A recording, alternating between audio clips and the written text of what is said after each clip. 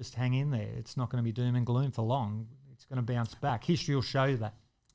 But surely people are going to have to sell. Some sections of the market are going to have to sell. That's what we're continually hearing. A lot of the investors, a lot of the people who, who've been given bad advice on the way in or been realised that their property is not going to perform strongly, will have to make a decision and probably choose to bail out.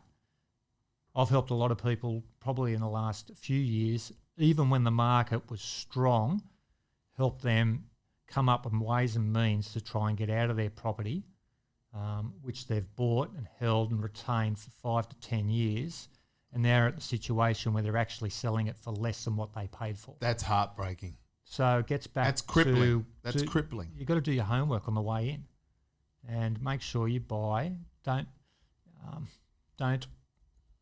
do your homework, speak to the right people. It only takes a phone call to speak to one person with a bit of nous and property, put you in the right direction.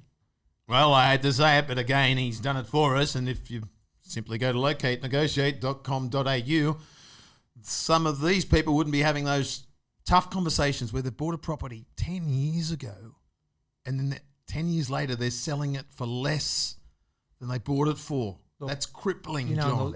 During this especially the last 2 years, you'll see it on social media. There'll be all these property spruikers coming out. Yeah. And basically, they're representing the developers and the marketing, these big marketing companies behind it. Off plan, Off the plan. And generally in areas which people haven't even heard of. So be wary of those, because these people will go on and they'll tell you a story how they've bought 7 properties or 10 properties in 10 years and how great the market is, and follow our systems, and you become an instant millionaire, and you can sort of retire and be able to have this cash flow coming in. It looks good in the brochure.